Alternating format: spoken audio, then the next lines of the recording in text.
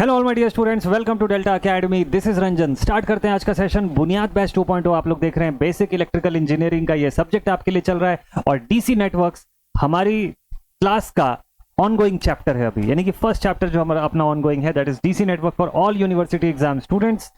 बढ़िया तरीके से हम लोग पढ़ाई करते हुए अभी इस टॉपिक पे पहुंचे हैं। इससे पहले सोर्स ट्रांसफॉर्मेशन पढ़े थे, उससे पहले सीडीआर एंड वीडीआर यूज किए थे, तो इतना समझ में आ गया कि by using source transformation combined with CDR and VDR circuit simplification आसान हो सकता है।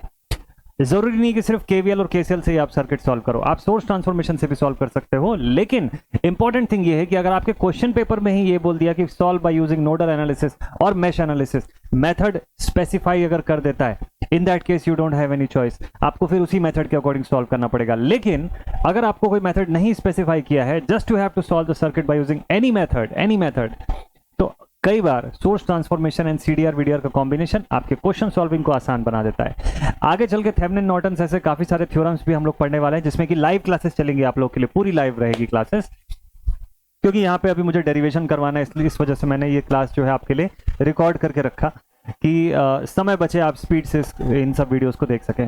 आज की क्लास में क्या पढ़ने वाले हैं हम लोग और कौन सा लेक्चर नंबर है? देखिए, लेक्चर नंबर 7 है और आज जो पढ़ने वाले हैं ये बहुत इंपॉर्टेंट है।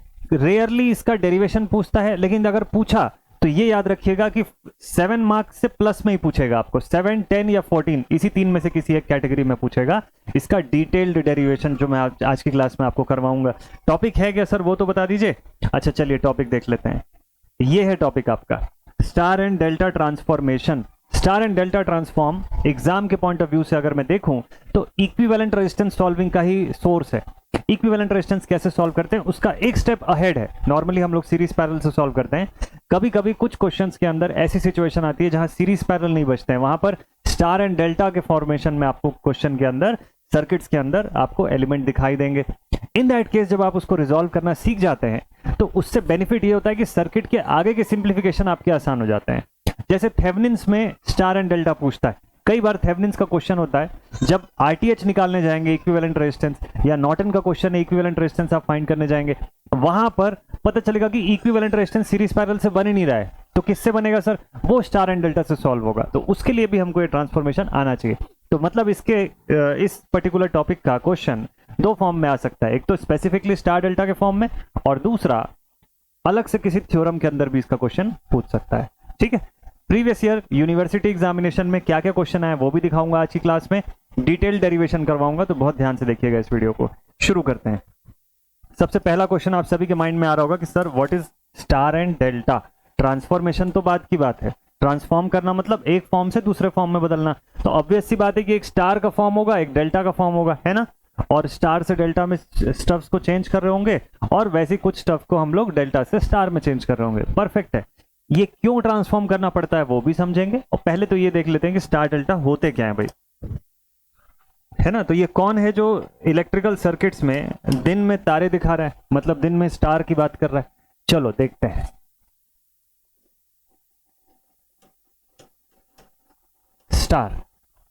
स्टार सर्किट्स को हम लोग वाई नेटवर्क भी बोलते हैं कई बार, या फिर कभी कभी एग्जाम में ऐसा लिखा रहता है वाई नेटवर्क।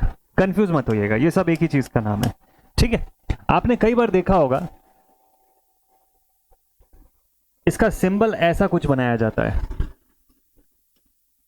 आगे चल के जब आप एसी सर्किट्स पढ़ेंगे, 3 फेज एसी में भी स्टार आएगा, वहां भी डेल्टा आएगा, बट वहां पे इक्विवेलेंट सॉल्विंग नहीं सीखेंगे, वहां कुछ और चीजों के एस्पेक्ट में बात करेंगे। इस चैप्टर में सिर्फ इक्विवेलेंट के पॉइंट ऑफ व्यू से हमको स्टार डेल्टा को समझना है बहुत अच्छे से। ठीक है भाई, हमको कई बार ऐसा कॉम्बिनेशन दिखाई देता है जहां पे कोई एक रजिस्टर, लेट से R1, R2 एंड R3 कुछ ऐसे कॉम्बिनेशन में जुड़े होते हैं, और उसके बाद फिर ये लोग सर्किट से भी कनेक्टेड होते हैं। ये तीनों जो टर्मिनल्स है इसके, उसके थ्रू ये लोग सर्किट से भी जुड़े होते हैं। अब समझ नहीं आता यहाँ पे कि इसको सॉल्व कैसे करें। नॉर्मल ऑर्डिनरी सीरीज पैरेलल का क्वेश्चन होता तो उसको सॉल्व करना ईजी हो जाता, बट ऐसे वाले क्वेश्चंस को हम लोग कैसे डील करेंगे वो समझना जरूरी है। तो सर क्या ऐसा सर्किट हमको दिखाई देगा क्या हर बार? मतलब हमको क्वेश्चन में ऐसा दिखेगा क्या? नहीं यार, क्वेश्चन में ऐसा दिखे इसकी कोई गारंटी नहीं है। क्वेश्चन में आपको एक एग्जांपल देता हूं, ड्रॉ मत करिएगा ये सब चीज, बस आप देखिए आपके समझने के लिए। लेट्स से एक ऐसा क्वेश्चन देते हैं, ठीक है? ये सर्किट है आपको यहाँ पर वोल्टेज बता दिया 10 वोल्ट्स का, ठीक है। यहाँ पे एलिमेंट बना दिया 1 ओम, 2 ओम, 3 ओम, 4 ओम, 5 ओम। एक एग्जांपल है, सॉल्व नहीं करना है, बस देखिए आपको आइडेंटिफाई करना आना चाहिए कि स्टार सर्किट क्या होता है, कैसा होता है। तो एक ऐसा नेटवर्क अगर मैं देखूं तो यही वाला फॉर्मेशन जो यहां बना हुआ है सेम यहां पे भी दिख रहा है। कहां दिख रहा है सर? देखिए आप ध्यान से, ये वाला इतना पोर्शन जो है ना, ये स्टार के जैसा ही तो दिख रहा है, इसके जैसा। अच्छा नहीं सर, मुझे ना दूसरा पोर्शन दिखाई दिया था। कौन सा वाला? आपको हो सकता है ये वाला पोर्शन दिखाई दे रहा हो, तो आप भी सही हैं। हाँ ये भी एक स्टार है, डेफिनेटली सर, ये भी एक स्टार फॉर्मेशन कर रहा है। हाँ दोनों जगह स्टार बन रहा है, 3 4 1 या फिर 3 2 5, तीनों मिलके स्टार बना रहे हैं अपना अलग अलग, 2 स्टार फॉर्मेशन दिखाई दे रहा है। अब बिल्कुल सही है। ऐसे केसेस में डिफिकल्टी ये आती है कि अब मैं एक साथ कैसे सॉल्व करूं इसको। मुझे इक्विवेलेंट रेजिस्टेंस कोई अगर पूछता अक्रॉस दिस 2 पॉइंट्स, तो मैं देखता कि 3 को मैं 2 के साथ पैरेलल में बताता हूं, क्योंकि दोनों में अलग अलग करंट जा रही है। सीरीज पैरेलल का फंडामेंटल आपको पता है ना, सेम अगर 2 रजिस्टर्स हैं जिनके through same amount of current जा रही है, सेम ब्रांचेस में कनेक्टेड है ये लोग, in that case they are in series. Different current आ रही है, करंट डिवाइड हो रही है, that means they are in parallel. आसान तरीका है। लेकिन अगर ये कंसेप्ट मैं यहाँ पे अप्लाई करता हूँ तो 3 जो है 1 के साथ भी पैरेलल है, 3 जो है 2 के साथ भी पैरेलल है। पहले किसके साथ सॉल्व करूँ? 3 पैरेलल टू 2 करूँ या 3 पैरेलल टू 1 करूँ, या तीनों को एक साथ कर दूं? But at the same time ये 3 तो 5 के साथ भी पैरेलल था सर, और ये 3 4 के साथ भी पैरेलल था। पहले किसके साथ सॉल्व होना था इसको? नहीं समझ में आ रहा है ना? इसी वजह से ऐसे ही प्रॉब्लम्स को डील करने के लिए हमको स्टार एंड डेल्टा समझना आना चाहिए पहले, ठीक है। तो ऐसे प्रॉब्लम्स में जाके हम लोग ना फंसे, इसलिए हम लोग सबसे पहले किसकी बात करते हैं? हम लोग स्टार एंड डेल्टा ट्रांसफॉर्मेशन की बात करते हैं, ठीक है। क्या होता है sir star and delta transformation? तो पहले फॉर्मेशन देख लेते हैं। फॉर्मेशन क्या बताता है? इसके फॉर्मेशन को पहले थ्योरेटिकली समझिए। सर्किट में तो दिख गया, लेकिन आप सबको पता है सर्किट का कोई डेफिनेट शेप नहीं होता। अभी आपको मैं ऐसा स्टार जैसा दिखा रहा हूं, इसको उल्टा करके भी दिखा सकता हूं। आप अभी देखे क्वेश्चन में अलग टाइप से क्वेश्चन में दिखाई दिया। तो सर्किट में ना कोई ऐसा डेफिनेट शेप नहीं होता कि नहीं ऐसे ही दिखाई देगा। आप घर से बाहर निकलेंगे, आपको इलेक्ट्रिसिटी पोल पे आप देखेंगे तो वायर ऐसे मैच्ड अप हैं। क्या वहां कोई मैच दिखाई दे रहा है? वहां कोई लूप दिख रहा है आपको?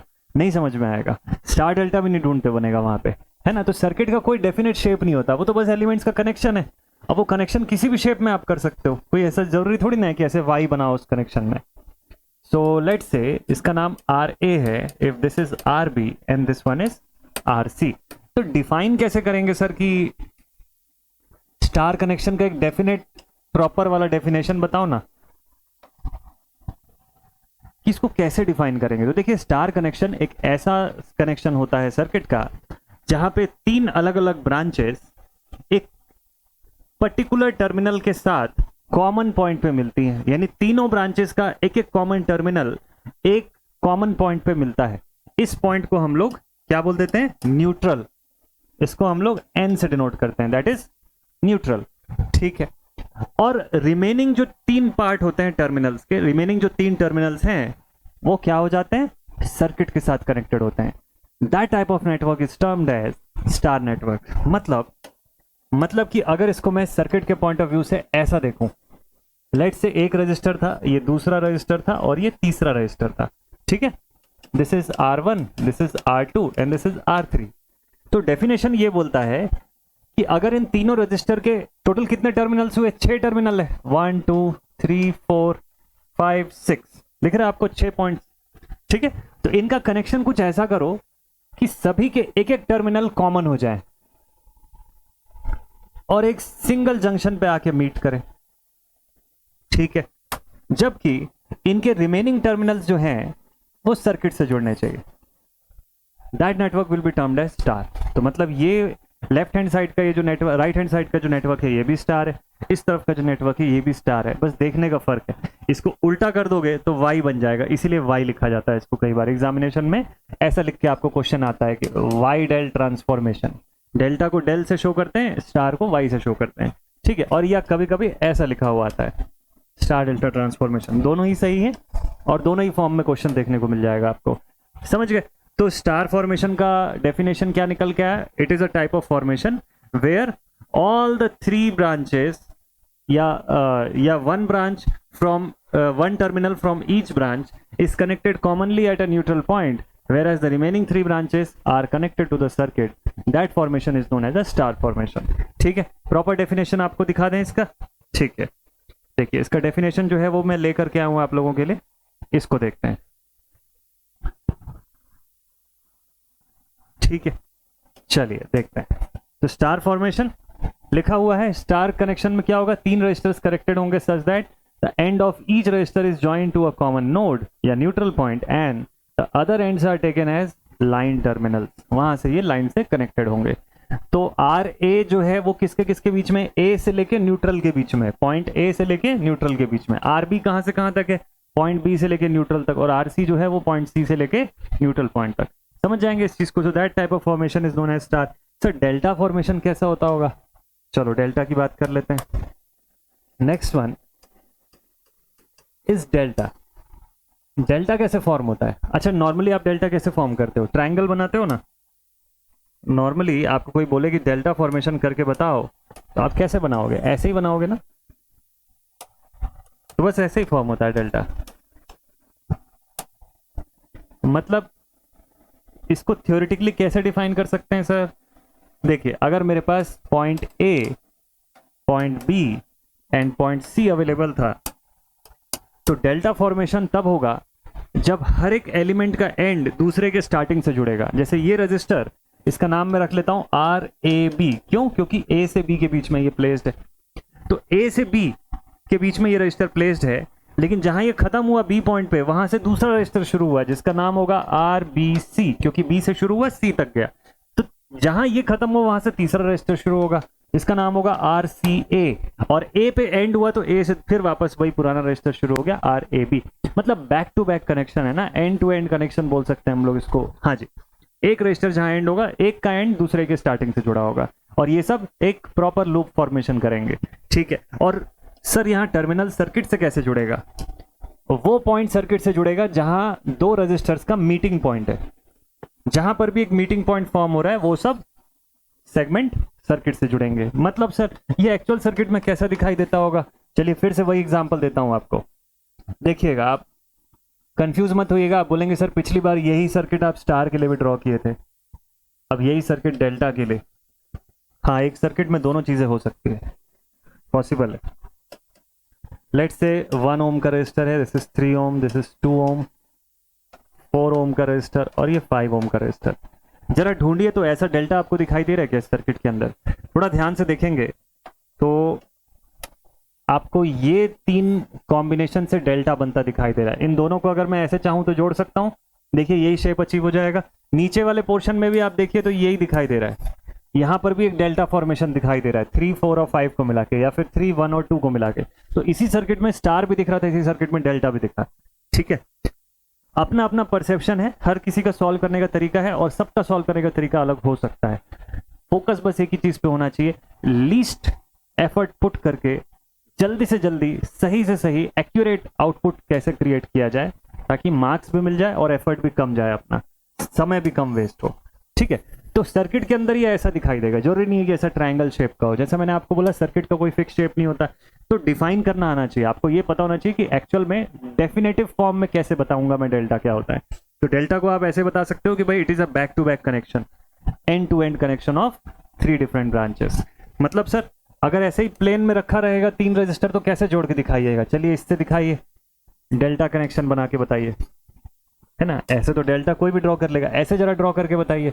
Let's say this is register R1, this is register R2, this is register R3। जरा इन तीनों को डेल्टा में कनेक्ट करके दिखाइए सर। तो मैंने आपको बोला डेफिनेशन ये बोलता है कि भाई it is a back to back connection ना। तो R1 जहां खत्म हो रहा है उसको मैं R2 के टर्मिनल से जोड़ दिया स्टार्टिंग से, R2 जहां एंड हो रहा है उसको R3 के स्टार्ट से कनेक्ट कर दिया, और R3 जहां एंड हो रहा है, R3 जहां एंड हो रहा है वो R1 के स्टार्ट से जुड़ गया। और सर टर्मिनल जो सर्किट से जुड़ेगा वो कहां पे बनेगा? जहां किसी भी 2 रजिस्टर का मीटिंग पॉइंट है वो सर्किट से जुड़ेगा। मतलब R1 और R2 जहां मिल रहे हैं, यहां कहीं किसी भी जगह से एक टर्मिनल सर्किट से जोड़ दो। R2 R3 जहां मिल रहे हैं सर्किट से जोड़ दो, और R3 और R1 जहां पे जोड़ रहे हैं उसको भी सर्किट से जोड़ दो। So this is also a delta connection. अब आप देखो कितना फर्क है, ये भी डेल्टा कनेक्शन है, ये भी डेल्टा कनेक्शन है, बट दोनों को रिप्रेजेंट करने का तरीका कितना अलग है। यहां से ऐसे कुछ सर्किट से आइडेंटिफाई करने का एक ही पॉसिबिलिटी, एक ही तरीका है कि आपको डेफिनेटिव फॉर्म में पता होना चाहिए, आपको डेफिनेशन के फॉर्म में पता होना चाहिए कि डेल्टा कैसे बनता है, कैसे आइडेंटिफाई होता है। समझ जाएंगे? चलिए इसका डेफिनेशन आपको लिखा देते हैं। So what is a delta connection? ये देखिए, ये आ गया डेल्टा कनेक्शन। तो बोलता है कि इन अ डेल्टा नेटवर्क 3 रजिस्टर आपस में एंड टू एंड में कनेक्टेड होते हैं, एंड टू एंड फॉर्मेशन में कनेक्टेड होते हैं, and they form a shape of a close triangle, एक क्लोज ट्रायंगल के जैसा शेप फॉर्म करते हैं ये लोग। ठीक है, each corner of the triangle becomes a terminal, हर उस ट्रायंगल का हर एक कॉर्नर एक टर्मिनल की तरह बिहेव करता है। ठीक है, तो वही बोल रहा है कि मान लो रजिस्टर ए से बी के बीच में देखोगे तो आर ए बी कहलाएगा, ए से बी के बीच में, ए से सी के बीच में ए सी, और बी से सी के बीच में बी सी। ठीक है, इस अकॉर्डिंग आप इसको डिफाइन कर सकते हो। तो डिफाइन करना हमको आना चाहिए, that is the most important thing. Circuit में ऐसा शेप का दिखाई देगा, इसकी कोई गारंटी नहीं है, एग्जाम में जो क्वेश्चन आएगा अलग दिखाई दे सकता है, बट हमको विजुलाइज करना आना चाहिए प्रॉपर वे में। ठीक है, अब बारी है ट्रांसफॉर्मेशन की। तो सवाल ये कि सर वाई ट्रांसफॉर्मेशन, क्यों ट्रांसफॉर्म करना पड़ेगा? अच्छा ठीक है, ट्रांसफॉर्मेशन पढ़ना ही क्यों है सर हमको? एक तो आपके सिलेबस में इसलिए पढ़ना है, और दूसरा कि जब आपको ऐसे क्वेश्चंस दिया जाएगा एग्जामिनेशन में, उसको सॉल्व कैसे करोगे? मान लो मुझे इस सर्किट का सॉल्यूशन बनाना है, मतलब इक्विवेलेंट रेजिस्टेंस पूछता है, ये क्वेश्चन है मेरे पास। ठीक है, मुझे क्वेश्चन में बोला find the value of R equivalent, या मान लो थेवेनिन सॉल्व कर रहा हूं तो वीटीएच आरटीएच करके आईएल पूछा finally, 1 ohm, 2 ohm, 3 ohm, 4 ohm and 5 ohm. अब इस सर्किट को सॉल्व करना है, इक्विवेलेंट फाइंड करना है। सीरीज पैरेलल कुछ दिख नहीं रहा, समझ नहीं आ रहा है कौन किसके साथ सीरीज है, कौन पैरेलल है, कुछ नहीं, सीरीज तो कुछ भी नहीं दिख रहा है। पैरेलल में भी कंफ्यूजन है कि 1 को 2 के साथ पहले सॉल्व करूं, 1 पैरेलल टू 2 सीरीज विद 3 करूं, कि 2 पैरेलल टू 3 सीरीज विद 1 करूं, नहीं समझ में आ रहा है इतना चीज। लेकिन इतना जरूर पता है अभी तक जितना पढ़े उसके अकॉर्डिंग कि यहाँ एक डेल्टा बन रहा है, यहाँ एक डेल्टा बन रहा है। ठीक है, अगर इस डेल्टा को किसी तरीके से स्टार में बदल दिया जाए तो सर्किट ईजी हो जाएगी। कैसे ईजी होगी देखिए बताता हूं। अब इसी सेम सर्किट में एक छोटा सा ट्रांसफॉर्मेशन लगा देता हूं। अभी फॉर्मूला वगैरह नहीं पता कि क्या फॉर्मूला आएगा इसका, लेकिन ट्रांसफॉर्म करने के बाद क्या होगा वो जरूर देख लीजिएगा। मान लीजिए मैं ये सोचता हूं कि ये ऊपर जो डेल्टा बना हुआ है ना, ये वाला डेल्टा, इसको अगर स्टार में कन्वर्ट कर दें तो क्या होगा, करके देखते हैं। डेल्टा टू स्टार ट्रांसफॉर्मेशन लगाने जा रहा हूं। ठीक है, देखते हैं इसको अगर मैं स्टार में ट्रांसफॉर्म करूं तो एक रजिस्टर यहां आएगा, एक रजिस्टर यहां बनेगा, एक रजिस्टर यहां बनेगा। Since it is point A, point B, point C, अपनी मर्जी से मैंने अज्यूम किया। ठीक है, अपनी मर्जी से मैंने A B C point assume किया, इसमें कोई ऐसा ट्रिक नहीं है।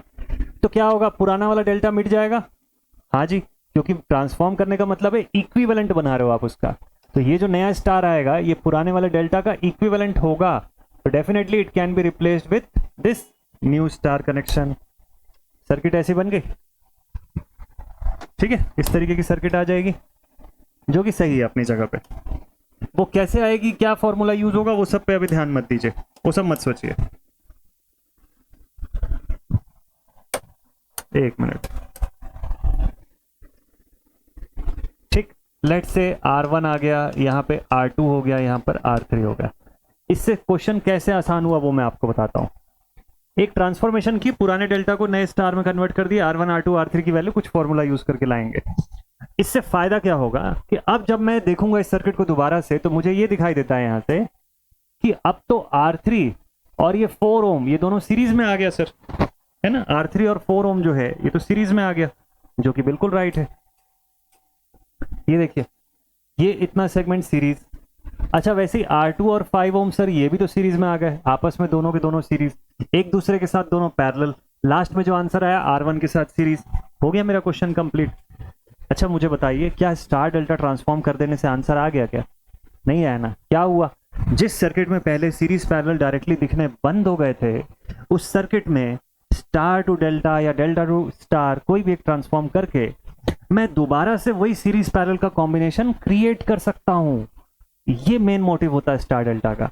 स्टार डेल्टा का मोटिव ये नहीं होता कि उसको स्टार से डेल्टा या डेल्टा से स्टार लगाते ही आंसर आ जाएगा, नहीं आएगा। आंसर अल्टीमेटली आपको सीरीज पैरेलल सॉल्व करके ही मिलेगा। बस किसी सर्किट में जो स्टैग्नेशन आ गया था, स्टैग्नेंट हो गई थी आपकी सर्किट की, अब आगे सॉल्व नहीं हो रहा था, स्टार या डेल्टा किसी एक से दूसरे में ट्रांसफॉर्म करते ही दोबारा से मेरी सर्किट में पॉसिबिलिटीज क्रिएट हो जाएंगी कि वापस से सीरीज और पैरेलल फॉर्मेशन दिखने लग जाएगा। अब मैं फिर से दोबारा जो नया सीरीज पैरेलल क्रिएट हुआ है इसको सॉल्व करूंगा, तो मेरी सर्किट पूरी सिंप्लीफाइड होके इक्विवेलेंट बता देगी। ये पर्पस होता है star and delta transformation apply करने का, ठीक है। और किसी एक क्वेश्चन के अंदर डेल्टा टू स्टार भी लग सकता है, स्टार टू डेल्टा भी लग सकता है, दोनों ही टाइप की पॉसिबिलिटीज अवेलेबल होती है। किसी बच्चे को यहाँ पे 3, 4 और 1 का स्टार भी दिख रहा होगा, या 2, 3, 5 का स्टार भी दिख रहा होगा, तो वो बच्चा बोलेगा सर मैं डेल्टा टू स्टार क्यों करूंगा, मैं तो स्टार टू डेल्टा करूंगा। कर सकते हो आप। सारी पॉसिबिलिटीज अपनी अपनी जगह पे बिल्कुल 100% करेक्ट है और सबसे सेम आंसर आएगा हर एक पॉसिबिलिटी से। मैंने ऊपर वाले डेल्टा को स्टार बनाया, आप नीचे वाले डेल्टा को स्टार बनाइए, हम दोनों का आंसर डेसिमल के 10वें हिस्से तक सेम आएगा, ये गारंटीड बात है। फर्क बस इतना होता है कि कोई एक मेथड एक ट्रांसफॉर्मेशन में हो सकता है आंसर दे दे, या 2 ट्रांसफॉर्मेशन में। कोई दूसरे अप्रोच से आप जाओगे तो हो सकता है 3-4 ट्रांसफॉर्मेशन करना पड़े, जो कि अननेसेसरीली लेंदी होगा। एग्जामिनेशन में मार्क्स तो उतना ही मिलना है आपको, फिक्स है, ठीक है।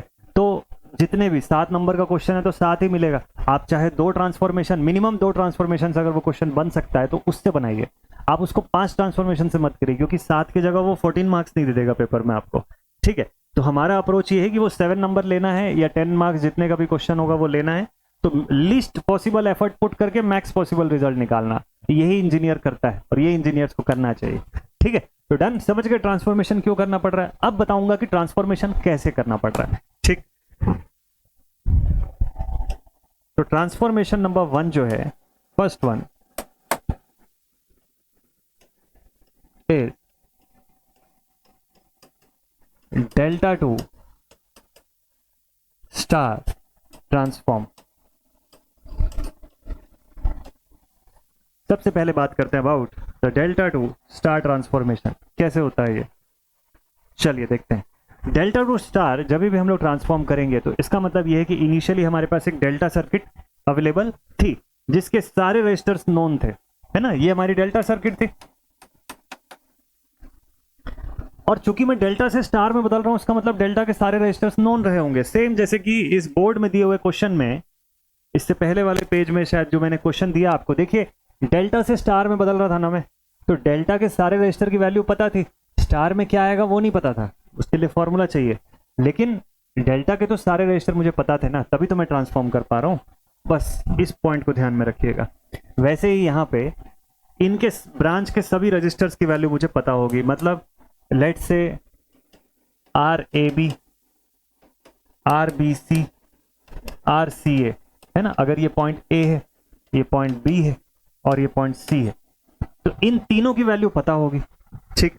और फाइंड क्या करूंगा मैं इसके हेल्प से, इसके हेल्प से बनाऊंगा ये स्टार, जो अगर पॉइंट ए, पॉइंट बी और पॉइंट सी से अगर कनेक्टेड है तो मुझे न्यू वैल्यू प्रोवाइड करेगा R A, R B and R C के फॉर्म में। ये ट्रांसफॉर्मेशन कर रहा हूं तो मुझे एक ऐसा फॉर्मूला चाहिए जिसमें अननोन होगा ये आर ए, और ये नोन वैल्यूज का यूज करके मुझे ये अननोन फाइंड करके बताएगा। तो इसी के अकॉर्डिंग फॉर्मूला बनता है। यहाँ पे क्या क्या फॉर्मूला है देखिए, लिखा हुआ है। पहला, आर ए निकालने का तरीका क्या है, that is R A B into R C A, R A B ये वाली value into R C A divided by sum of all. इसको कैसे बोला जाता है, कैसे ये ट्रांसफॉर्मेशन को एक्सप्रेस किया जाता है, अगर थ्योरेटिकली बताया जाए तो इसको बोलते हैं the product of two connected delta branches. Star की आर ए ब्रांच को अगर मैं ड्रॉ करूं तो यही ड्रॉ करूंगा ना, ऐसे। स्टार की आर बी ब्रांच को ड्रॉ करूं तो it will be drawn here, and R C branch of the star will be drawn here, ऐसे ड्रॉ होगा। तो अगर आर ए को देखोगे तो किससे कनेक्टेड है, ये 2 ब्रांचेस से कनेक्टेड है, किससे किससे, R A B and R C A से, वही लिखा हुआ है देखिए, the product of two connected delta branches with respect to sum of all the delta branches, as easy as possible, ऐसा बता सकते हो आप इसको। कैसे लिखा मैंने कि स्टार की हर एक ब्रांच की रेजिस्टेंस की value will be equal to, लिख देता हूं मैं यहां पे, each equivalent star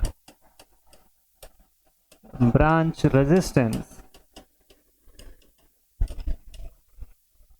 will be equal to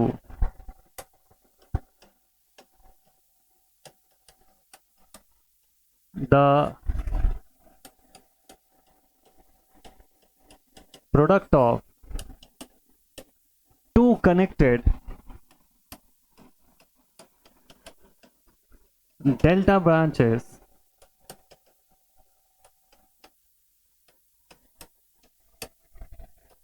with respect to the sum of all delta branches.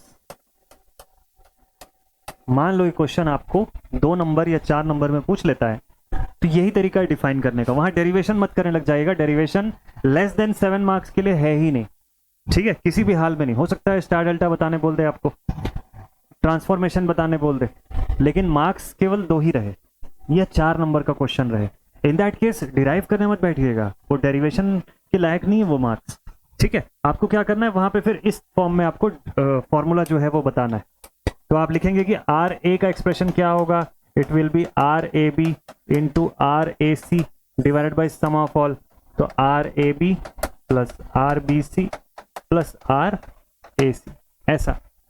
Similarly R B के लिए आप फॉर्मूला बताएंगे, ठीक है। तो इस पेज को मैं स्टिक कर देता हूं आपके नोट्स के साथ, आप इसको इजीली फॉलो करके बता सकते हैं। बट ये इसको तरीका तो मैंने आपको बता दिया, आपको याद हो जाएगा, इसका फॉर्मूला जो है वो समझ आ जाएगा इस मेथड से आप देखेंगे तो। बट क्या यही पर्पस है क्या? पर्पस ये नहीं है एक्चुअल में। पर्पस ये है आपको ये समझाना कि ये आ कैसे रहा है, ठीक है। ये मेथड बता तो दिया मैंने आपको कि हाँ ठीक है फॉर्मूला ऐसे बन रहा है, बट ऐसे क्यों बन रहा है ये तो आपके माइंड में आ रहा होगा ना कि सर यही दोनों का प्रोडक्ट क्यों हुआ, दूसरे वाले का प्रोडक्ट क्यों नहीं हुआ इसके अंदर। R A is equal to R C और आर बी सी क्यों नहीं लिखे हम लोग, और इन्हीं दोनों ब्रांच का प्रोडक्ट क्यों लिए, divided by sum of all क्यों लिए, सम ऑफ ऑल ऊपर क्यों नहीं चला गया। इसका पूरा एक प्रोसेस होता है, पूरा एक डेरिवेशन है, उसके हिसाब से चलेंगे तो देखिएगा चीजें अपने आप, ये सेम फॉर्मूला आपको आता हुआ दिखेगा। करें डेरिवेशन, बड़े मार्क्स का पोर्शन है, अच्छे से समझ में आएगा, लेकिन थोड़ा सा लेंदी है, इसलिए सब्र रखिएगा, पेशेंस के साथ चलेंगे तो बहुत मजा आएगा आपको पढ़ने में। चलिए अब इसका डिटेल डेरिवेशन देखते हैं।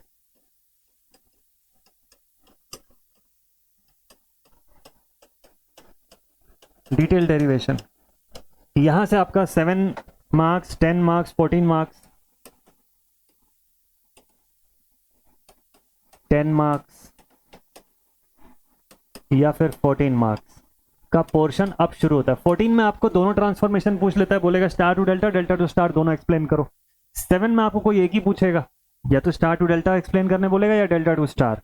10 में भी आपको नॉर्मली एक पूछता और एक क्वेश्चन दे देगा साथ में सॉल्व करने के लिए, ये पैटर्न होता है इनका, ठीक है। डिटेल डेरिवेशन शुरुआत करते हैं। तो लेट अस अज्यूम कि मेरे पास डिटेल डेरिवेशन किसका करने जा रहे हैं हम लोग, डेल्टा टू स्टार करें पहले, चलो डेल्टा टू स्टार, इस ट्रांसफॉर्मेशन का इफेक्ट देखने जा रहे हैं हम लोग, ठीक है। तो इसका मतलब बात ये है सिंपल सी कि मेरे पास एक डेल्टा फॉर्मेशन अवेलेबल होगा और मैं इससे एक स्टार फॉर्मेशन बनाने की कोशिश कर रहा हूं, यही बात है। हाँ यही है सर, मतलब डेल्टा के सारे रजिस्टर्स नोन होंगे। हाँ क्या क्या नाम है रजिस्टर्स का, ए से B R A B, B से C R B C, and C से A R C A. Notations clear है हमको, ठीक है। क्या बनाने जा रहे हैं इससे, स्टार। स्टार के रजिस्टर्स का क्या क्या नाम होगा, ए से जुड़ा है तो आर ए, बी पॉइंट से कनेक्टेड होगा तो आर बी, और सी से कनेक्टेड होगा तो it will be termed as R C, ठीक है। देखते जाइएगा, एकदम जल्दी से फटाफट से कराने की कोशिश करूंगा मैं आपको। ए पॉइंट से कनेक्टेड होगा यहां से आर ए, इस पॉइंट से कनेक्टेड होगा बी से, it will be termed as R B, और सी से अगर कनेक्टेड है तो it will be termed as R C. Neutral point commonly जहां पे मिलेंगे, तो इस सर्किट से ये सर्किट में ट्रांसफॉर्म करना है मुझको, ठीक है। So I can say one thing, यहां पे अगर मुझको आर ए बी कोई पूछे तो कैसे बताऊंगा मैं, मतलब इन दो पॉइंट्स के बीच का इक्विवेलेंट रेजिस्टेंस, ध्यान दीजिएगा इनका series parallel with R A B, यही होगा ना। R A B will be equal to, देखो डेल्टा की सारी वैल्यू नोन है ना, इससे घबराइएगा मत, वो अननोन है, वो पता करेंगे हम लोग आखिरी में। अभी ये तो नोन है, इसके बीच में खेल सकते हो आप। आपको किसी ने अगर बोला कि बताओ ए से बी टर्मिनल के बीच का इक्विवेलेंट कितना है, तो आसान है ना, आप बोलोगे ये प्लस ये दोनों सीरीज, आपस में जो इनका रिजल्टेंट आया that will be in parallel with this register. ऐसे सॉल्व करते हैं, ठीक। एक काम करते हैं, इसका नाम थोड़ा सा सिंपल कर लेते हैं ताकि उधर समझने में आसानी हो। मैं इतना बड़ा बड़ा नाम लिखूंगा ना तो वहां पे सॉल्व करने के समय तकलीफ देगा ये। थोड़ा सा इसको छोटा करते हैं, इनके नेमिंग को थोड़ा सा मैं चेंज कर रहा हूं अपने अकॉर्डिंग। इसको R1, R2 और R3 रख लीजिए स्टार के केस में, और इसका नाम RA, RB, NRC रख लीजिए। RAB, RCA ये सब पुट करूंगा तो बहुत टाइम टेकिंग लगेगा। अभी इजी है ना, R1 पता लगाना है इनके रिस्पेक्ट में, R2 पता लगाना है इन तीनों के रिस्पेक्ट में। अभी क्लियर है, अभी ज्यादा अच्छे से समझ में आएगा। तो मैं ये बोल सकता हूं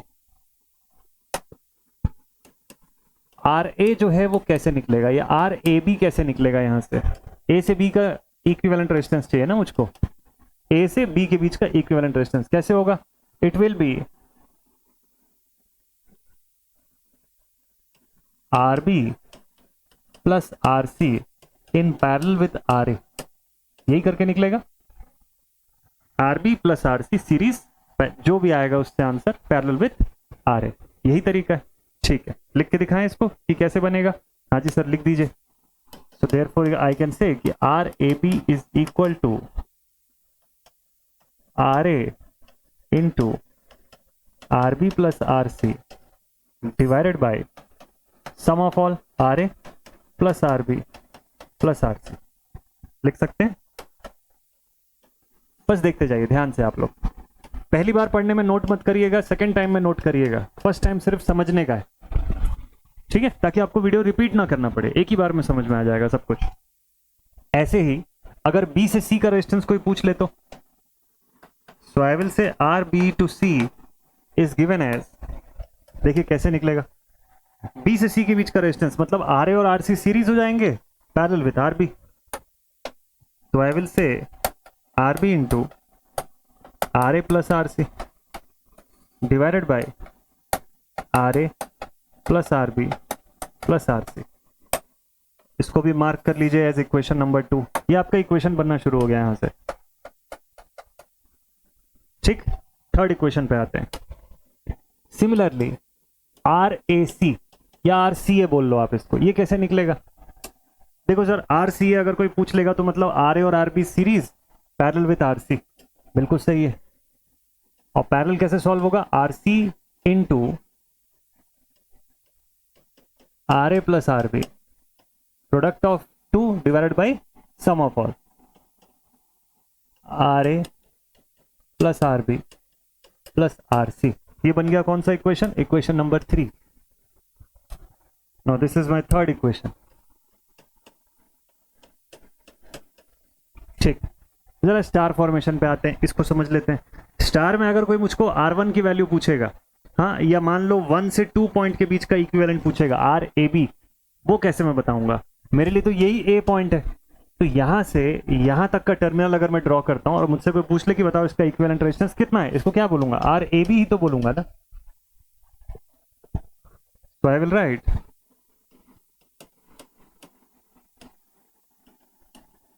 from star circuit, स्टार के सर्किट को अगर ध्यान से देखूं तो मुझको पता चलता है RAB कैसे निकलेगा, ये होगा R1 प्लस R2 करने से। R3 भी लिखना पड़ेगा सर, बिल्कुल भी नहीं, R3 डिस्कनेक्टेड है ना, ध्यान रखिएगा। ये दो ब्रांच जब कोई इक्विवेलेंट पूछ रहा है आपको A से B के बीच का, तो C पॉइंट तो वैसे ही डिस्कनेक्ट हो गया ना, this branch has become redundant, कोई यूज नहीं है इस ब्रांच का। ये दोनों बस सीरीज में आएंगे आपके दोनों ब्रांचेस R1 प्लस R2, इसीलिए ऐसा लिखा। अच्छा RBC कोई अगर पूछता तो आप लिखते कि R2 प्लस R3 करने से मिलेगा। वैसे ही RCA अगर कोई पूछेगा तो आप बोलेंगे R3 प्लस R1 कर लेना, RCA R1 प्लस R3, समझ जाएंगे। ठीक है, एक काम करते हैं, इस तीनों को भी 3 इक्वेशन के फॉर्म में लिख लेते हैं। इक्वेशन 1 2 3 तो हो चुका है, 4 5 6 बना दीजिए इसको।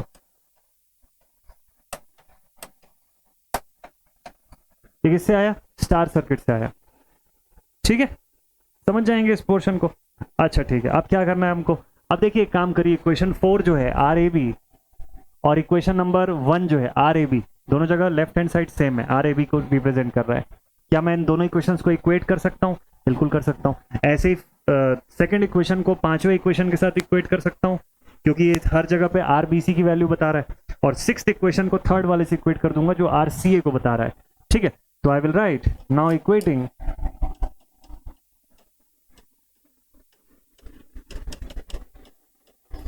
किसको किसको, equation number 1 and 4, equation number 2 and 5, और equation number 3 and equation number 6। इनको इक्वेट कर देते हैं, चलिए देखते हैं क्या बताता है। तो इक्वेशन नंबर 1 और 4 इसको इक्वेट करना है। एक तरफ क्या आएगा R1 प्लस R2, और दूसरी तरफ क्या आएगा, दूसरी तरफ आएगा sir RA into RB plus RC upon sum of all. चलिए लिखते हैं RA into RB plus RC divided by sum of all, यानी कि RA plus RB plus RC। This whole thing is equal to equation number 4 क्या है, equation number 4 है R1 plus R2। Okay, अच्छा इसको सॉल्व मत करिएगा, छोड़ दीजिए इसको भी, एज ए इक्वेशन लिख लीजिए, मेक इट अनदर इक्वेशन। आप बोलेंगे सर कितने सारे इक्वेशन बनवा रहे हो आप, कहां तक हो गया था, 6 तक हो गया था ना, मेक इट इक्वेशन नंबर 7। अच्छा ऐसे ही बाकियों के लिए भी बनाइए, तो बाकियों में क्या आ जाएगा, सेकंड वाले में देखिए क्या था, सेकंड वाले में R2 प्लस R3 था RBC, और इधर क्या लिखा हुआ है RBC is RB into parallel का फॉर्म, ये हो जाएगा RB इंटू पैरेलल का फॉर्म, यानी RA plus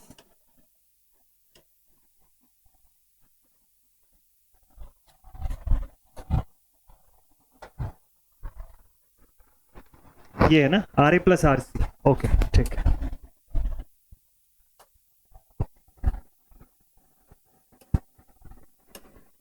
RA plus RC divided by sum of all RA plus RB plus RC, and this is equal to R2 plus R3।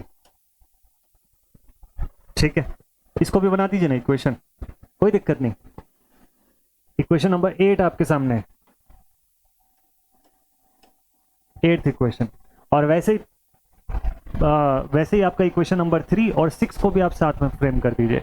तो equation number 6 क्या होगा, sorry equation number 3 क्या होगा, RC into RA plus RB divided by RA plus RB plus RC। ठीक है, is equal to R2 R3 हो गया, R1 R2 हो गया, अब R3 प्लस R1 ही बचा है, तो मुझे लगता है यही बचा होना चाहिए अब लास्ट में। This is your equation number 9। ठीक है, 9th इक्वेशन भी आ गई, R3 प्लस R1, और इस तरफ क्या आ गया RC into RA plus RB divide by sum of all. अब क्या करें सर, इतनी सारी इक्वेशन तो बनवा दी आप, देखिए क्या कॉमन दिख रहा है आपको, R1 R2 यहाँ पे दिखाई दे रहा है, R1 प्लस R2, 8वें पे दिखाई दे रहा है R2 और R3, और लास्ट में R3 R1। मैं अगर इन दोनों को सॉल्व करूं किसी तरीके से, और मैं R2 को एलिमिनेट कर देता हूं, ध्यान से सुनिएगा, मैं अगर इक्वेशन 7 और 8 को सॉल्व करूं, R2 को किसी तरीके से एलिमिनेट कर दूं, एलिमिनेट कैसे होगा, दोनों प्लस प्लस में सब्ट्रैक्शन कर दूंगा तो ये माइनस में कट जाएंगे दोनों, क्या बचेगा राइट हैंड साइड पे R1 और R3 बचेगा, कोई एक नेगेटिव में आ जाएगा। ठीक है, और R1 माइनस R3 इधर आया, मैं उसको 9th इक्वेशन के सॉल्व करूंगा उसके साथ, तो R1 प्लस R3 है, मतलब फिर से एक टर्म हट जाएगा और R1 की वैल्यू निकल आएगी।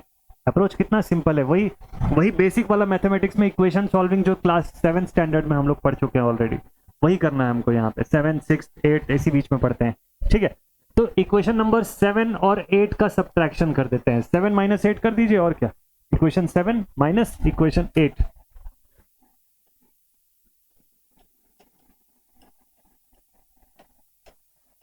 तो ध्यान से देख करके माइनस करिएगा, left hand side right hand side दोनों का इक्वेशन बहुत प्रॉपर वे में बनाइएगा। ठीक है, तो क्या चीज है ये, RA into RB plus RC है LHS पे,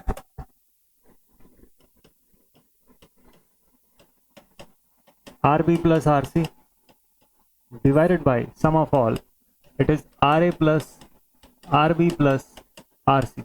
ठीक है, इसमें से क्या माइनस करना है, इसमें से माइनस करना है मुझको इक्वेशन नंबर 8, यानी कि RB into RA plus RC वाला। ठीक है, RA plus RC divided by again sum of all,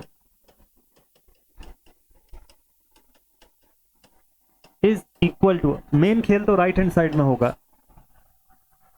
R1 plus R2 minus R2 minus R3।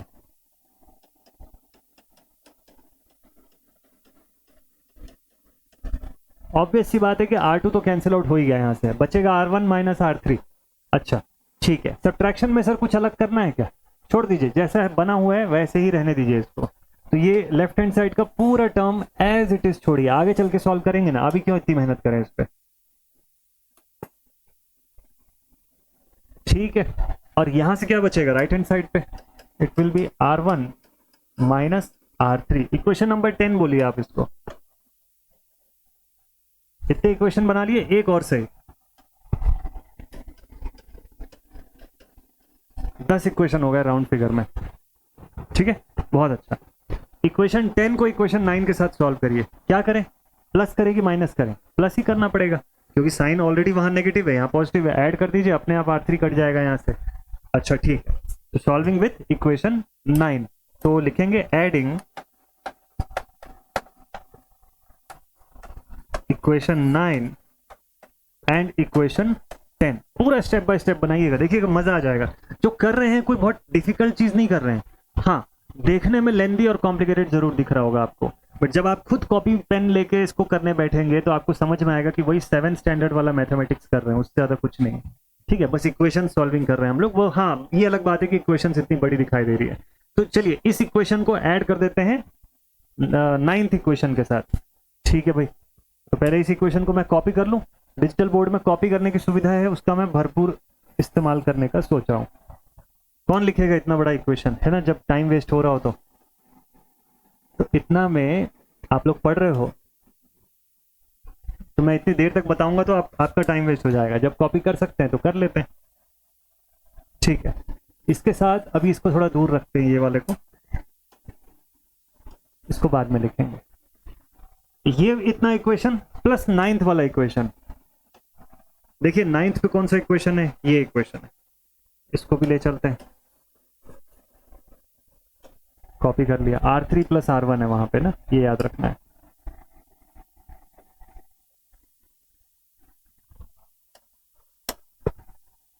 Plus and it is equals to,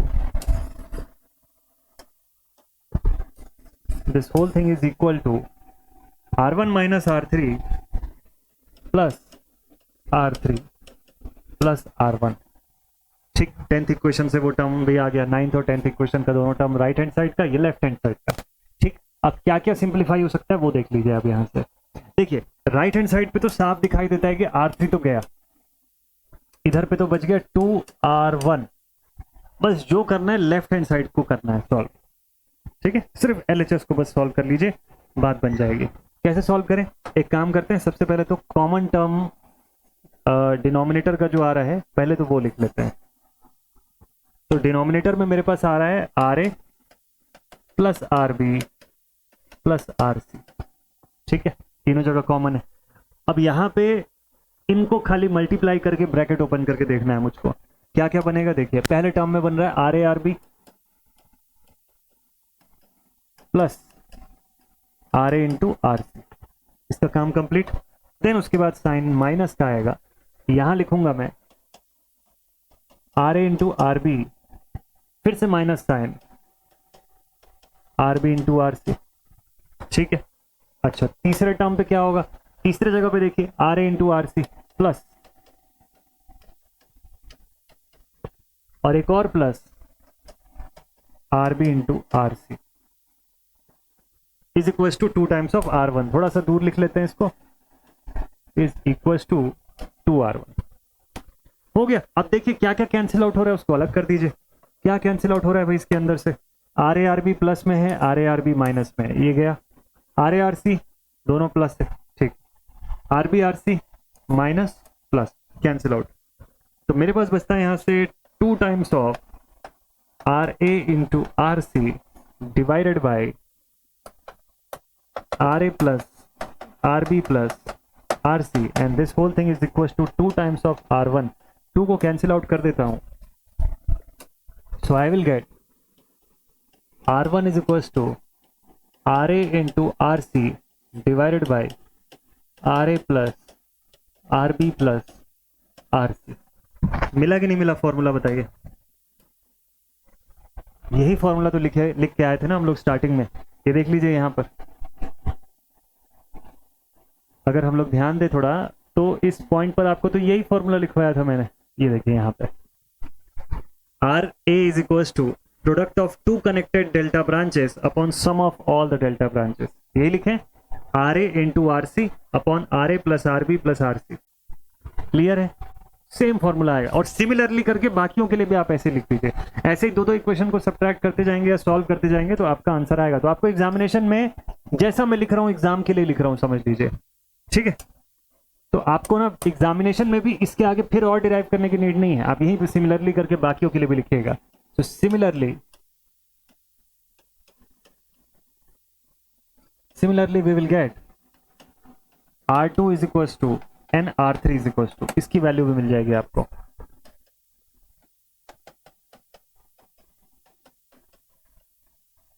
ठीक है? तो देखिए अगर ये आपका डेल्टा था, if this was your RA, this is RB and this is RC, और इससे हम लोगों ने स्टार बनाया R1, R2 एंड R3 के फॉर्म में। तो ध्यान रखिएगा R2 से दो कनेक्टेड ब्रांचेस कौन सी होंगी? RA और RB ना। तो it will be RA into RB divided by sum of these two. और तीसरे वाले केस में क्या आ जाएगा? R3 is equal to product of two connected delta branches RB into RC divided by sum of all the delta branches, that is RA plus RB plus RC। और इसी के साथ आपका डेरिवेशन जो हो जाएगा वो कंप्लीट। अगर आपको एक ही पूछा था तो इन केस अगर आपको 10 मार्क्स में या 14 मार्क्स तक में पूछ लिया, क्या पूछ लेगा वहां पर? वहां बोलेगा कि नहीं पूरा कंप्लीट स्टफ डिराइव करिए, star to delta, delta to star दोनों करना है। तो इस डेरिवेशन को यहाँ खत्म मत करिएगा, कंटिन्यूएशन में ले चलिएगा आगे। कैसे बताता हूं। So make it your equation number 11, equation number 12, equation number 13। यहां पर आपका फॉर्मूला कंप्लीट हो गया। ठीक है? अगर एक ही हाफ पूछा था तो। लेकिन अगर ये बोलता है कि नहीं बाकी भी आगे भी डिराइव करो, आगे का स्टफ बताता हूं आपको क्या चीज है। नेक्स्ट क्या पॉइंट आएगा? So our next point will be star to delta transform. यही है नेक्स्ट। बोलने का क्या मतलब है कि यहां पर एक स्टार सर्किट जो होगी वो अवेलेबल होगी मेरे पास। स्टार के सारे ब्रांचेस नोन होंगे मेरे लिए, है ना। तो if this was branch R1, 1 मान लेते हैं इसको 2 लिखते हैं और इसको 3 से अज्यूम करते हैं। ठीक है? This is branch R2 and this is branch R3। तो मुझे सर्किट में ये स्टार मिल गया होगा। अब मुझे इसको ट्रांसफॉर्म करना है into what? Into delta formation. तो अब मुझे इसके हेल्प से एक नया डेल्टा जो है वो क्रिएट करना है। तो इस बार नोन और अननोन कौन कौन से हैं? अननोन क्या है इस बार? इस बार अननोन डेल्टा का ब्रांच होगा, that is RA, RB and RC। ठीक है? If this is point A, this is B and this one is C। ये ट्रांसफॉर्मेशन मुझको प्रोवाइड करना है। ठीक है? ये पॉइंट समझ जाएंगे। अब इसी कंटिन्यूएशन में जो मेरा डेरिवेशन चला आ रहा था, मैं उसी के साथ आगे कंटिन्यूएशन में बढ़ता हूं और देखता हूं कि इसको कैसे सिंप्लीफाई करूंगा। तो मेरे पास 3 इक्वेशन जो है वो पहले से। ठीक है? So now taking sum of product of 2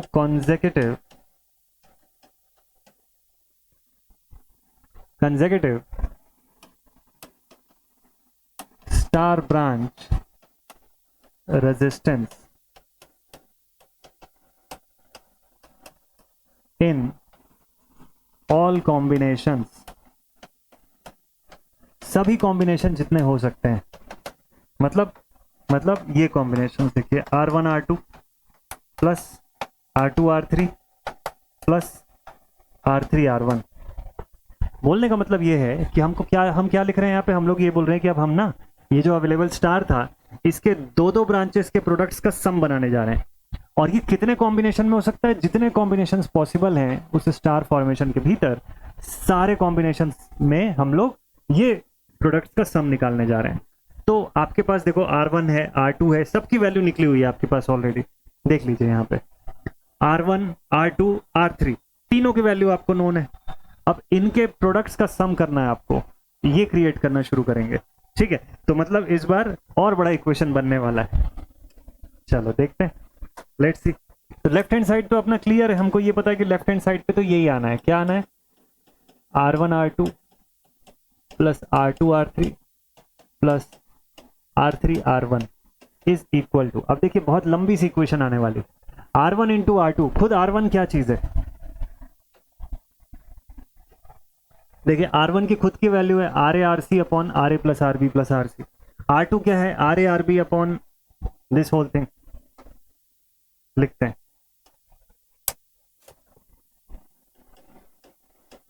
RA RB। अच्छा मैं एक काम करता हूं, यहां से पहले ना इसको कॉमन निकाल लेता हूं डिनोमिनेटर को, चीजें थोड़ी सी इजी हो जाएगी।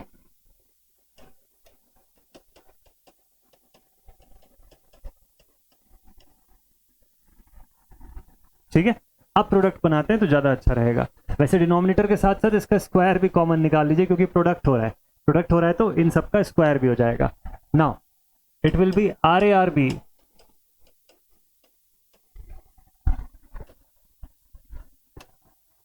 यहां से RA RC आ गया, यहां से RA RB आ गया, इन दोनों का product RA into RC into RB into RC।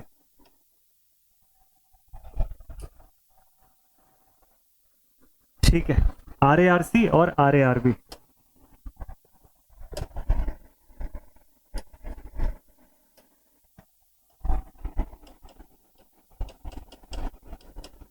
ठीक, एक प्रोडक्ट हो गया।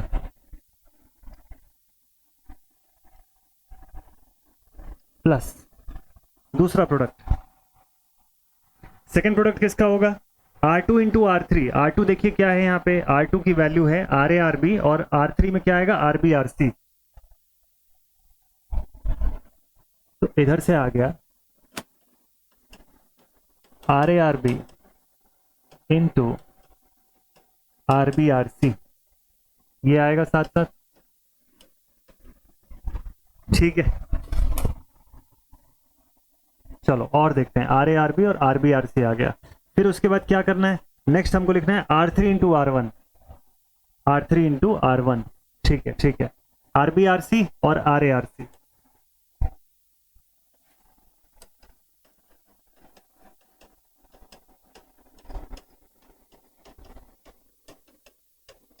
थोड़ा सा लेंदी आपको जरूर से लगेगा, लेकिन ध्यान रखिएगा एक बार इसको सॉल्व कर लिया तो बाकी चीजें एकदम इजी होनी है।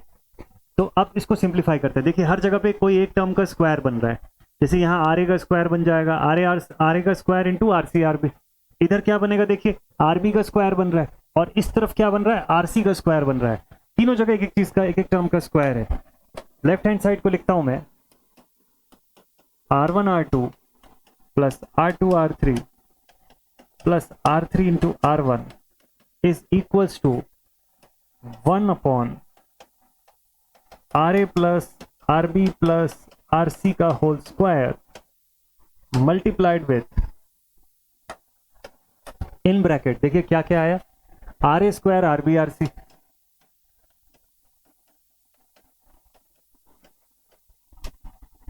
प्लस यहां से क्या आया? RB का स्क्वायर RA RC। ठीक है, प्लस इधर से क्या आया? RC का स्क्वायर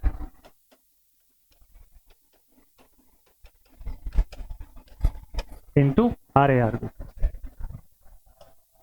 इक्वेशन थोड़ा छोटा हो गया पहले से, होल डिवाइडेड बाय 1। क्लियर यहां तक? ठीक है, थोड़ा सा पेशेंस और रखिएगा, बस हो ही गया कंप्लीट। फिर अब देखिए यहां से RA plus RB plus RC square वाले फॉर्म में बाहर निकाला जा सकता है, निकाल सकते हैं इस इतने पोर्शन को पूरा बाहर हम लोग। ठीक है, फिर से देख लीजिए क्या क्या चीज, RA square plus RB square plus RC square बाहर आ जाएगा पूरा, ओवरऑल होल स्क्वायर के फॉर्म में मैं इसको लिख सकता हूं, ये कैंसिल आउट भी हो जाएगा वहां से। ठीक है, ठीक है, ठीक है, ओके डन। और अंदर क्या क्या बचेगा, R A R B R C common ले लो, तो ये स्टफ होगा R1 R2 plus R2 R3 plus R3 R1 is equal to 1 upon RA plus RB plus RC का होल स्क्वायर। ऊपर क्या क्या कॉमन निकलेगा, देखिए हर जगह से एक RA RB RC तीनों को कॉमन उठा सकते हैं, बस एक टर्म का स्क्वायर बचेगा। ठीक है, तो कॉमन में अगर मैं निकाल लेता हूं RA RB RC, तो अंदर क्या बचेगा, एक जगह पे है RA, दूसरी जगह पे है RB और तीसरी जगह पे होगा एक RC। बस इतना ही तो टर्म बचेगा ना कॉमन। क्लियर है, ये मल्टीपल है, इसको बाहर निकाल दिया, हर जगह एक एक टर्म का स्क्वायर था। तो अब इस पूरे टर्म को डिनोमिनेटर से कैंसिल करूंगा तो एक डिनोमिनेटर बचेगा, एक यहां से न्यूमरेटर आने वाला है, तो फिर से एक राउंड और लिख लेते हैं। It will be R1 R2 plus R2 R3 plus R3 into R1 is equal to 1 upon RA plus RB plus RC। ऊपर का टर्म कैंसिल आउट हो गया, ये स्क्वायर था, अब स्क्वायर से नॉर्मल सिंगल टर्म बचा, और यहां पे बचेगा RA into RB into RC, इतना टर्म बचेगा। ठीक है, इतना टर्म यहां से बचेगा। अब थोड़ा सा एक चीज और इसके अंदर ट्रिक करिए, देखिए आप यहां से बोलिए कि अगर मैं RA को अलग कर देता हूं तो क्या बचता है, तो बचेगा सर अंदर RB into RC divided by sum of all.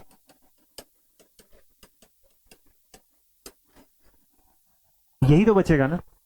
अच्छा, इसको डिराइव किया हो क्या आप पहले, सोचिए किसी जगह पे ये एक्सप्रेशन लाए थे आप, RB RC upon RA plus RB plus RC। हाँ सर ये तो लाए थे ना, ये देखिए यहाँ पे डिराइव करने के समय हमको एक एक्सप्रेशन तो मिला था इस तरीके का, कहाँ मिला था बताइए जरा, कहाँ मिला था ऐसा expression.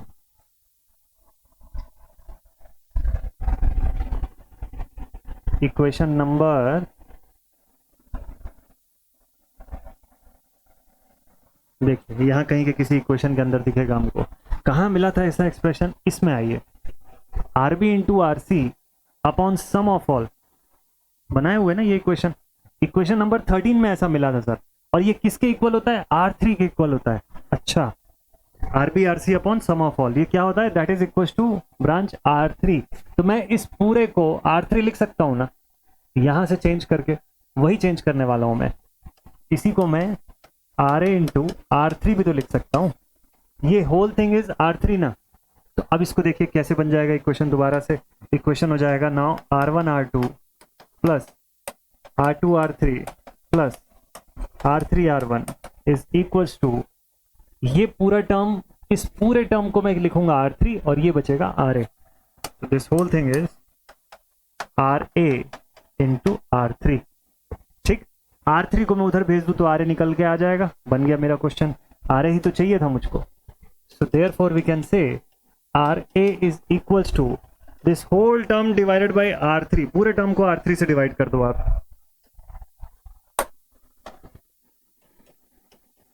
R1 R2 plus R2 R3 plus R3 R1 whole term divided by R3, सबको R3 से डिवाइड कर दीजिए, कैंसिल आउट करिए, यहाँ सब जगह पर क्या एक्सप्रेशन बचेगा, you will get RA is equal to R1 R2 upon R3 plus R2 plus R1, ये एक्सप्रेशन बचेगा। R3 का मल्टीपल लगा दीजिए सब जगह पे, होल अपॉन में R3, और I can write RA is equal to R1 R2 plus R2 R3 plus R3 into R1 whole divided by R3। ये एक्सप्रेशन आ गया as a final result, final expression. मतलब मुझे एक डेल्टा ब्रांच के resistance की value आ गई, पता चल गई in the terms of star branches. क्या ये सही है सर, ऐसे ही आएगा क्या बाकी भी, हाँ जी ऐसे ही लिखिए, सिमिलरली आई कैन से कि आरबी भी निकल सकता है। कैसे निकलेगा? It will be R1 R2 plus R2 R3 plus R3 R1 whole divided by, मतलब कर क्या रहे हैं समझ रहे हो आप? देखो हम लोग ना यहाँ पे स्टार ब्रांचेस की जो अवेलेबिलिटी है उसके हेल्प से डेल्टा बता रहे हैं। डेल्टा के हर ब्रांच की वैल्यू आइडेंटिफाई कर लिए, मतलब हम लोग ये बोल रहे हैं कि अगर यहाँ पे R1 R2 और R3 ब्रांचेस है तो इसके ऊपर जो डेल्टा फॉर्म होगा इसका इक्विवेलेंट, जहां से RA RB एंड RC पता चलाना है, हमको पता लगाना है, उसकी वैल्यू कैसे बताई जाएगी? Sum of product of two connected star branches in all consecutive pattern. जितना कंसेक्यूटिव फॉर्म में दो दो स्टार का ब्रांच बन सकता है, सबके दो दो सेगमेंट्स के प्रोडक्ट्स का सम कर लीजिए आप। इसीलिए हर जगह न्यूमरेटर सेम दिखेगा। डिनोमिनेटर कहां से आएगा? तो डिनोमिनेटर क्या होगा? जिस डेल्टा ब्रांच की रेजिस्टेंस की वैल्यू पता लगा रहे हो उसके सामने वाला स्टार ब्रांच। तो जब मैं RA निकाल रहा था तो मुझे डिवाइडेड बाय R3 मिला होगा, देखिए यहां पर। वैसे ही जब मैं RB फाइंड करूंगा तो मुझे डिवाइडेड बाय R1 मिलेगा, तो डिवाइडेड बाय R1 लिख लेता हूं। और सिमिलरली जब मैं RC फाइंड करूंगा तो न्यूमरेटर तो सेम ही होगा, R1 R2 plus R2 R3 plus R3 R1, लेकिन डिवाइडेड बाय में डिनोमिनेटर क्या आएगा? RC के अपोजिट साइड की star branch, that is R2। Complete हो गया इसका फॉर्मूला। सर चेक कराओ सर, हमको ऑथेंटिसिटी बताइए इस फॉर्मूले की, ऑथेंटिक है कि नहीं है? बिल्कुल ऑथेंटिक है।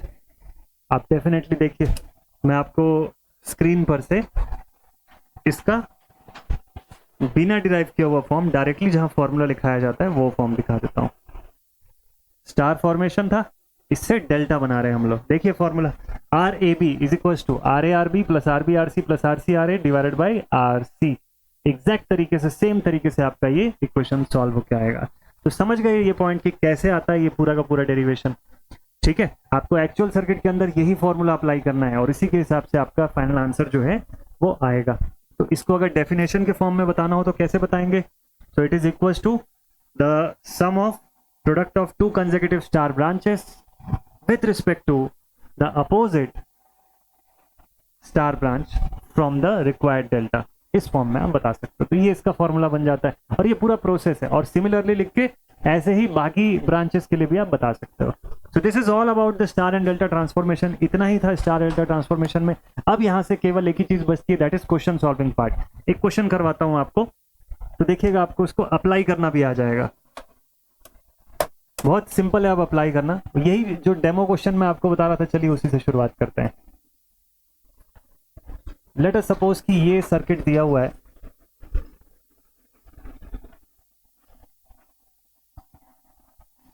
ठीक है, और मुझे इसको सिंप्लीफाई करना है। और मैंने चूंकि आपको बोला था कि कोई बच्चा किसी भी मेथड से सॉल्व करे आंसर सेम आएगा, वो भी मैं आपको इसी के साथ साथ करके दिखा देता हूं। लेट्स से क्वेश्चन में मुझको यहां पर पूछा है find the value of RAB। ठीक है, if this is point A and if this one is B, यहां पर रेजिस्टेंस की वैल्यू है 2 ohm, 3 Om, 1 Om, 9 ohm and 9 ओम। ठीक है, इक्विवेलेंट फाइंड करने बोला। कहीं भी किसी भी एक जगह से शुरुआत करिए। Always go for series and parallel first. पहले ये चेक करिए क्वेश्चन में सीरीज पैरेलल से जितना ही दूर तक हो सकता है कर लेते हैं सॉल्व। फिलहाल यहाँ कुछ भी डायरेक्टली सीरीज पैरेलल नहीं दिख रहा है, तो I will go for star and delta. मुझे स्टार भी फॉर्मेशन दिख रहा है यहाँ पे 1, 9 और 2 का, 3, 1 और 9 का। डेल्टा भी दिखाई दे रहा है 1, 2, 3 और 9, 1, 9 डेल्टा भी दिख रहा है। किसी से भी सॉल्व करना शुरू कर सकता हूँ। लेट्स से कि मैं 9, 1, 9 को सॉल्व करना शुरू करता हूँ। ठीक है, आई विल अज्यूम कि इसका इक्विवेलेंट स्टार कुछ ऐसा बन के निकलेगा। ये मेरा अजम्पशन है, पॉइंट A B C नहीं पता, 1 2 3 पॉइंट कौन सा है आई डोंट नो, मैं अपनी मर्जी से अज्यूम कर रहा हूं। आई एम सेइंग कि ये मेरा R1 होगा, this will be my R2 point and this will be my R3 point. ठीक है, एक ही क्वेश्चन करवाऊंगा आपको और देखिएगा एकदम सॉलिड वे में आपको समझ आ जाएगा। Finding RAB। अब देखिए क्या हो रहा है। R1 की वैल्यू कैसे पता चलेगी मुझको? आई विल से कि यहाँ R1 निकालने के लिए, अब फॉर्मूला मुझे याद है, मैं डायरेक्टली वैल्यू पुट कर सकता हूँ। R1 कैसे निकलेगा? Product of two connected delta branches 9 into 9 upon sum of all the delta branches 9 plus 1 plus 9, 9 plus 1 10 plus 9 19। ठीक है, R2 कैसे निकलेगा सर? देखो R2 कैसे निकलेगा, 1 इंटू 9 करके निकलेगा। अच्छा, 1 इंटू 9 डिवाइडेड बाई 19। अब डिनोमिनेटर तो सेम ही रहेगा, and R3 will be what? R3 की वैल्यू आएगी 1 into 9 divided by 1 into 9 divided by 19। चलो अब यहाँ से कैल्सी का यूज करते हैं, जल्दी से अब सोल्यूशन बनाते हैं। सोल्यूशन बताने में कोई बहुत बड़ा स्टफ नहीं है, आसानी से बता लोगे आप, बस ना मेथड आपको बस क्लियर हो जाना चाहिए अच्छे से।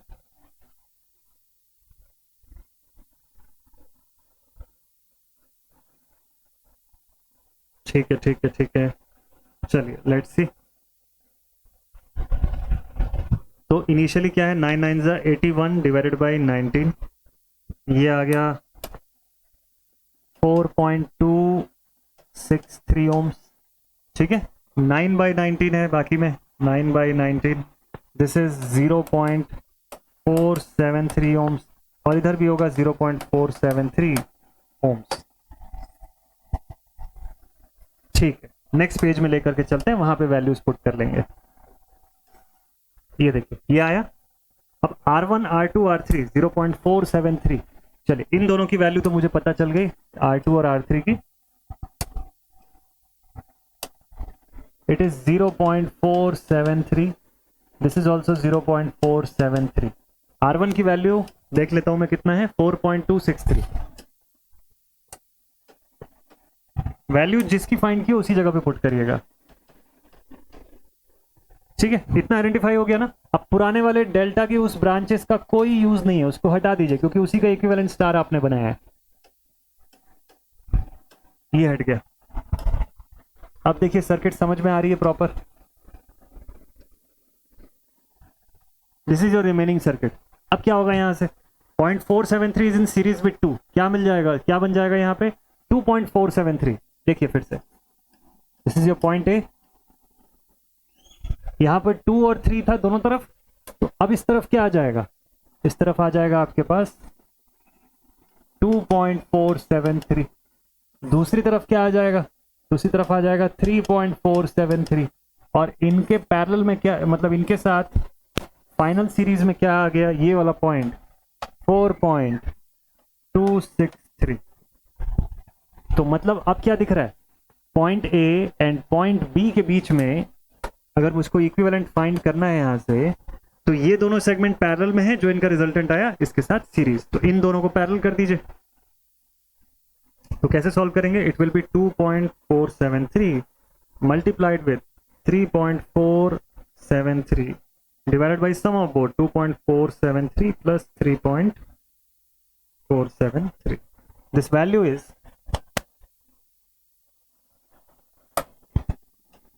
now 2.473 पैरेलल विद 3.473 अगर मैं करता हूं तो इससे मुझे वैल्यू मिलती है 1.444 ओम्स। सो आई विल से अब फाइनली मेरा रजिस्टर आ गया 1.444 और पहले से अवेलेबल था 4.263 ओके। अब final equivalent between point A and point B कितना आ जाएगा, so finally R A B will be equal to 1.444 plus 4.263. This value is 5.707 and this is my final answer. अब यही चीज, अब आंसर तो पता चल गया, आंसर मैंने आपको बता दिया। अब आप इसी चीज को दूसरे वाले डेल्टा ब्रांच को सॉल्व करके देखिए, जिसको मैंने किया आप उसको मत सॉल्व करिए, आप ऊपर वाले डेल्टा को सॉल्व करिए।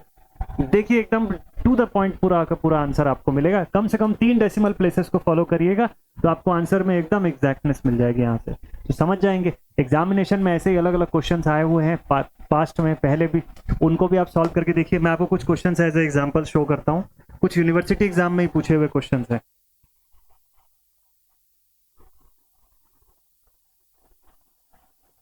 देखिए AKU पटना 2021 का क्वेश्चन है, इसमें देखिए ये सी पॉइंट पर एक छोटा सा क्वेश्चन आया हुआ है।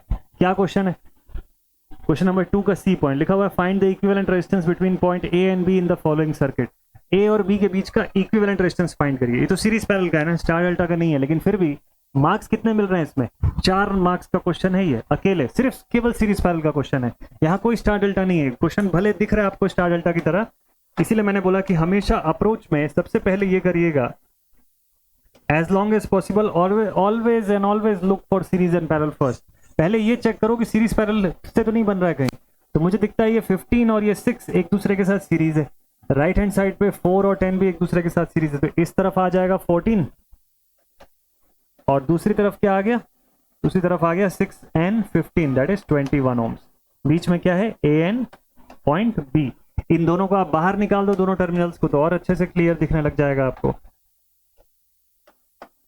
This is terminal A and terminal B.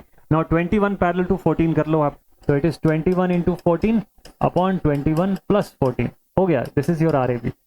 यही आपका फाइनल आंसर आ जाएगा। इतना ही करने का 4 मार्क्स था यहाँ इस पेपर के अंदर, ठीक है। तो ये एक क्वेश्चन हो गया। और देखते हैं, स्टार डेल्टा के बहुत सारे क्वेश्चन है, मैंने पूरे क्वेश्चन इसके अंदर डाले नहीं है, जस्ट आपके प्रैक्टिस पेपर में मैं ऐड कर दूंगा, तो आप उसको फॉलो कर लीजिएगा, उसको सॉल्व करके देखिएगा। देखिए एक कुरुक्षेत्र यूनिवर्सिटी का 19 का पेपर है। देखिए लिखा है 3 resistors R, 2R and 3R are connected in delta, determine the resistance for an equivalent star connection. कितने मार्क्स का? 5 मार्क्स का है। डेरिवेशन तो नहीं पूछा, लेकिन एक छोटा सा पार्ट दे दिया क्वेश्चन का सॉल्व करने का। बोलता है 3 रेजिस्टेंस है, ये लोग किसमें? डेल्टा में कनेक्टेड है। एक साइड का रेजिस्टर है R, दूसरे साइड का रेजिस्टर है 2R और तीसरे साइड का रेजिस्टर है 3R। ये लोग डेल्टा में कनेक्टेड है। बताओ कि the resistance for an equivalent star connected network कैसा होगा। अब इसी का अगर स्टार कनेक्शन में ट्रांसफॉर्म करेंगे तो कैसा बन जाएगा? कर दीजिए, फॉर्मूला है आपके पास ऑलरेडी। आप यहां से R1, R2 और R3 के फॉर्म में वैल्यू बता दीजिए कि इसका इक्विवेलेंट स्टार जो है होगा वो कैसे फॉर्म हो जाएगा, ठीक है। तो यहां से क्या करिए, आप एक स्टार का नेटवर्क ड्रॉ करिए, make it R1, make it R2 and make this one as R3। इसका इक्विवेलेंट स्टार आपको तुरंत मिल जाएगा। तो R1 कैसे निकलेगा? R into 2R divided by sum of all. R2 कैसे निकलेगा? 2R into 3R divided by sum of all. और R3 कैसे निकलेगा? 3R into R divided by sum of all. मिल गया आपको तीनों की वैल्यू। इतना ही करना था। कितने नंबर का है ये? 5 नंबर का क्वेश्चन है। इससे जो आंसर आएगा that will be your 5 marks question का आंसर, ठीक है। तो बना लोगे ना आप लोग ऐसे सब क्वेश्चंस को, इसमें फंसना नहीं बिल्कुल, ठीक है। This much is for now. इतना ही था अभी के लिए। और भी बहुत सारे क्वेश्चंस आपके लिए लेकर के आऊंगा, प्लस आपको मैं वो भी सेंड करूंगा इसकी क्वेश्चन की बुकलेट, जिसमें से अब आप क्वेश्चन प्रैक्टिस करना शुरू कर दीजिएगा। नेक्स्ट क्लास में डिपेंडेंट सोर्स को पढ़ेंगे, फिर उसके बाद अगली क्लास से थ्योरम शुरू हो जाएगा आप लोग के लिए। डिपेंडेंट सोर्स पढ़ना बहुत इंपॉर्टेंट है और उसके ऊपर बेस्ड क्वेश्चन आते हैं। तो आई होप ये सेशन आप लोग एंजॉय किए होंगे। रेगुलर बेसिस पे आपके लिए क्लासेस आती रहेंगी रोज के रोज, तो कनेक्टेड रहिएगा मस्त तरीके से। जिस दिन पहला थ्योरम शुरू होगा उस दिन से आपके लिए लाइव क्लासेस वापस से रिज्यूम हो जाएगी, तो मजा आएगा आपको पढ़ने में। Take care all my dear students and keep watching this lectures. मिलते हैं आप सभी से नेक्स्ट वीडियो में। Till then thank you so much for watching. जय हिंद।